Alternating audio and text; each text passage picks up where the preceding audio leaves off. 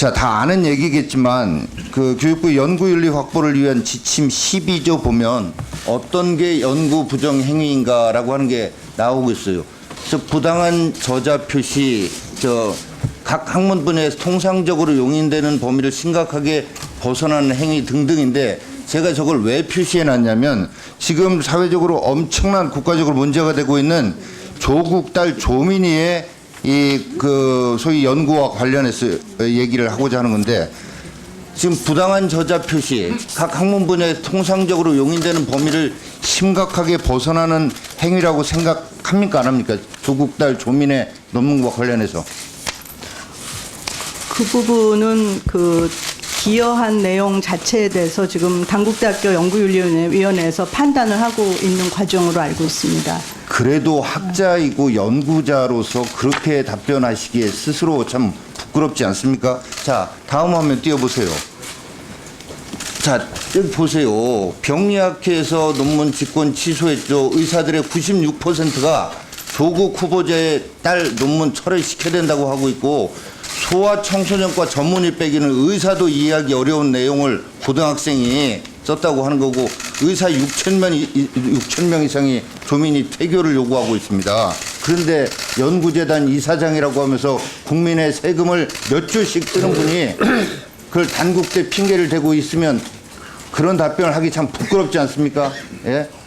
두 가지가 문제입니다. 하나는 연구 책임자로 일자자가 교신자로 등재해야 되는 연구 규정을 위반한 거죠, 그죠? 아니 그거는 아닙니다. 실제로 연구재단 연구비를 지원받은 연구자는 해당 논문의 공동 저자인 김모 교수고요. 자, 그럼 김모 교수고 네. 연구재단 규정은 연구 책임자가 일자자와 교신자 등재해야 된다는 규정이 있죠. 네, 그거에 따라서 연구 책임자가 아니잖아요, 조민은. 일자자로 등재하면 이 규정 위반이잖아요. 연구 책임자는 교신 저자가 연구 책임자. 그렇죠. 교신 일자로 저자는 연구 책임자가 장모 일자자나 교수. 교신자로 등재해야 된다는 규정을 위반한 거 아닙니까? 이 규정도 지금 인정 안 하세요. 얼마나 많은 시간과 노력 들여야 되는지 잘 아실 겁니다. 네. 그래서 저는 실제 기여가 없는 사람들이 논문 저자로 등록되는 거는 다른 사람들의 실적을 도둑질하는 것뿐만 아니라 다른 사람들의 희망까지도 도둑질하는 거라고 생각을 합니다. 조국 딸이 제1저자로 등재된 김명주 교수 연구가 상당히 문제를 일으켰잖아요. 이거는 이제 우리 연구재단 설립하기 이전에 신진 교수 연구 지원 사업으로 이루어졌던 겁니다. 2009년도부터 지금까지 유사한 사업으로서 신진 연구자 지원 사업이 무려 1조 1,336억 원이 지금 지원이 됐습니다. 이 관련해서 한번 평가한 적이 있나요? 실제로 사업 자체를 평가한 적은 이게 없는 것 같습니다. 네. 연구재단이 10년 동안에 1조 1,336억이나 어마어마한 돈을 투자했는데 평가 안 했습니다. 이게 쌈짓돈으로 전략했거든요. 그러니까 이 연구 비리가 신진 연구자부터 시작하는 겁니다. 벌써. 그런데도 연구재단은 자기를 안 했어요. 정산 이 사업마다 정산이나 이런 거는 다 정산뿐 아니라 논문을 제대로 썼는지 안 했는지 이 사업의 목적이 처음에 연구하는 신진 연구자에 대한 지원 사업이잖아요. 그러면 처음부터 연구 비리가 발생하지 않도록 반을 도둑이 소도둑이 되지 않도록 연구재단에서 관리를 했어야죠. 안 했잖아요. 어떻게 생각하세요? 사업 어떻게 하시겠어요? 국민의 혈세가 1조 1,000억이 넘게 들어갔습니다. 그런데 평가 한 번도 안 했어. 모든 사업에 대해서는 성과 관리와 정산은 다 하고 있습니다. 근데 뭘 했다는 전체 거예요? 감사를 한 적은 없습니다. 아니 그러니까 정산 과제 정산 정산은 당연히 하는 거고 네. 성과 감사라든 성과 평가라든 해야 될 거 아니에요. 네. 안 했잖아요.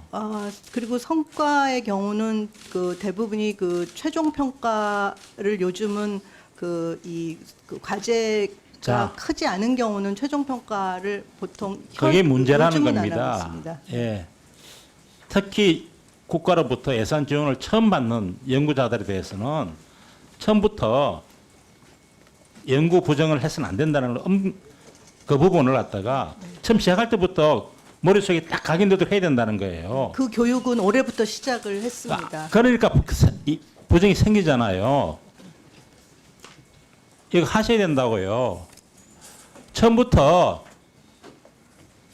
엄격하게 해주셔야지 우리 국가 R&D 예산이 그나마도 처음부터 제대로 쓸 수 있다. 그런 생각을 하거든요. 지금 연구윤리 문제가 계속되고 있는데 지금 연구재단도 연구윤리위원회 지금 만들었지 않습니까? 네. 두 차례 회의한 걸로 되어 있는데 지금 연구윤리위원회 구성을 보니까 15명 가운데 13분이 교수예요. 그죠? 네, 네. 이건 노종희 이사장님이 다 위촉하신 건가요? 네, 그렇습니다. 뭐 전문성 같은 거 따져서 하셨을 것 같은데 근데 교수 사회라는 게 한 달이 걸리면 다 알고 그래서 서로 봐주는 거 아니냐는 그런 의심들을 자꾸 하거든요. 네, 실제로 KBS가 보도한 거를 보면 그 교수들의 미성년 자녀 공저자로 올린 논문 이게 139건을 조사를 하라 그랬더니 12건만 문제가 있다고 나왔는데 교육부가 재검토하라고 87건을 다시 돌려보냈어요. 그러니까 99건이 139건 가운데 99건이 문제가 있다고 했는데 결국 연구윤리위원회에서 나온 거는 12건밖에 못 잡아냈던 거거든요. 그리고 최근 어제도 또 무슨 보도가 있던데 덕성여대 총장님 논문 14편 가운데 11편이 남편이 편집장으로 있는 학회에다 냈고 또 특정 교수 몇세 사람이 돌아가면서 이 논문을 심사했다. 이런 것 때문에 연구재단 측에서는 이건 신종 짬짬이 봐주기 심사다 이런 문제까지 지적을 했던데 그런데 결과 처분은 그냥 심사 과정을 개선해라 이 학술지가. 네, 먼저 그 연구윤리위원회의 경우는 그 학문 분야나 그 윤리 그 전공 또는 법률 전문가를 위촉을 했는데요. 그 교수이지만 전직은 변호사나 판사 출신들인 분들을 위촉을 했습니다. 근데 뭐 지적하신 것처럼 현직은 교수이니까 향후에 저희가 그 2기 위원들을 위촉할 때는 위원님 지적하신 부분들도 검토를 해서 반영을 하도록 하겠습니다. 네.